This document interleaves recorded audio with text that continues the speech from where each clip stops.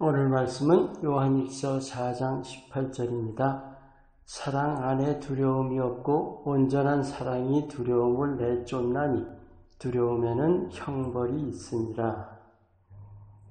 성경에 주신 하나님 말씀을 잘 알고 그 말씀에 담긴 하나님의 뜻을 잘 알면서도 우리가 실제 삶에서 그 말씀대로 살지 못하는 일들이 많지요. 오늘 이 말씀도 많은 분들이 잘 아시는 말씀입니다. 바탕이 죄인인 우리들에게 아주 소중한 위로가 되는 말씀인데, 실제 삶에서는 우리가 지은 죄에 대해서 하나님의 사랑 쪽을 생각하기보다 벌받을 두려움 쪽을 생각하게 되지 않나요? 우리가 근본적으로 마음에 새겨 두어야 하는 일이 있죠. 예수님께서 우리가 받을 모든 벌을 대신 받으셨다는 사실입니다. 하나님이 우리를 징계하실 때는 벌하시는 게 아닌 깨우쳐 주시기 위한 겁니다. 얼마나 큰 위로입니까? 요한일서 4장 8절 말씀. 하나님은 사랑이시니라. 사랑 그 자체이십니다. 사랑하시기도 하고 어떤 때는 사랑 안 하시기도 하는 그런 게 아니죠. 하나님의 사랑을 사랑한다는 행위로 보는 것은 사람 차원에서의 이해이고, 하나님 되신 그 자체가 사랑이고 처음부터 끝까지 오직 사랑만 하시는 것으로 이해해야 합니다.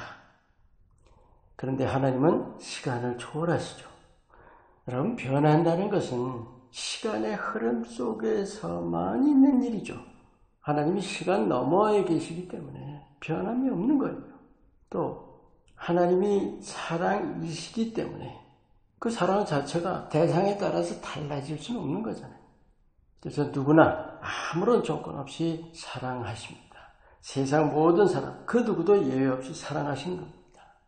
또 하나님의 사랑 자체이시니까 하나님의 사랑은 불량이라는 그 문제가 아니죠. 제한 없는 무한한 사랑이십니다. 변함없고 조건 없고 제한이 없다면 우리 모습이 어떻든 우리가 어떤 잘못을 저질렀든지 우리를 향하신 하나님의 사랑에는 조금도 영향이 없는 겁니다.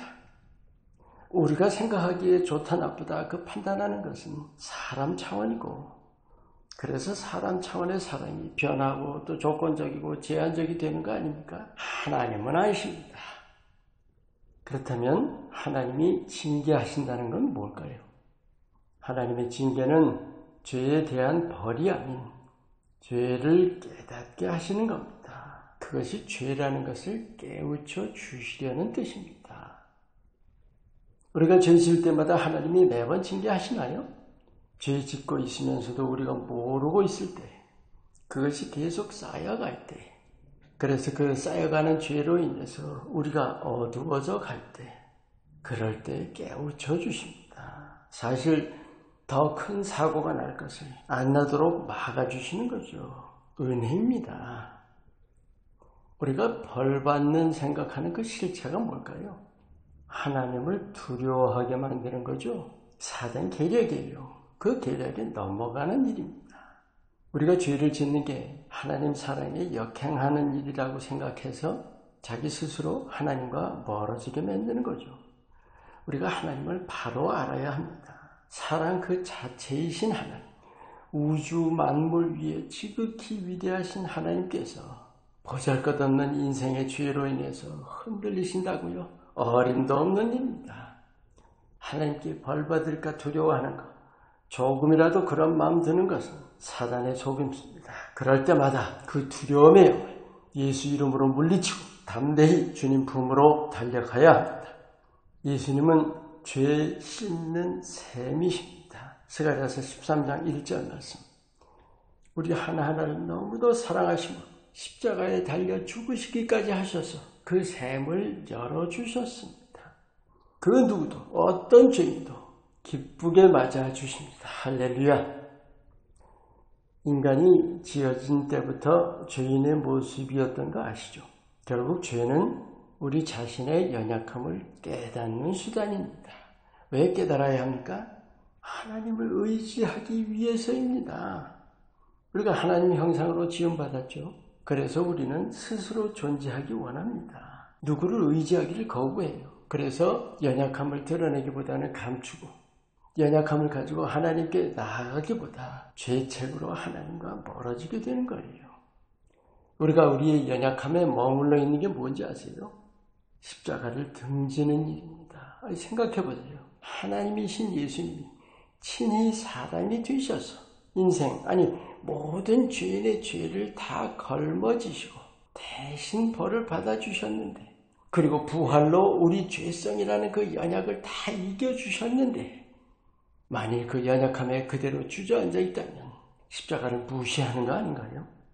어떤 죄든 그 죄로 인해서 조금이라도 거리끼게 될 때 회개하는 겁니다.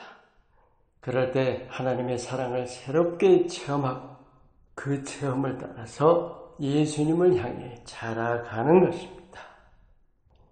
믿음의 삶의 목적은 성화입니다. 바로 우리가 사는 이 땅 삶이 성화의 기회입니다. 요한일서 1장 9절 말씀처럼 우리가 죄를 회개할 때 죄를 씻어주시고 불의, 즉 우리의 죄성도 깨끗게 해주신다고 약속해 주셨습니다. 어떤 죄가 있더라도 두려워하지 않고 사랑이신 예수님께 나아가서 주님의 씻어주시고 새롭게 해주심을 따라서 날마다 거룩하게 자라가시기를 축원합니다. 기도합니다.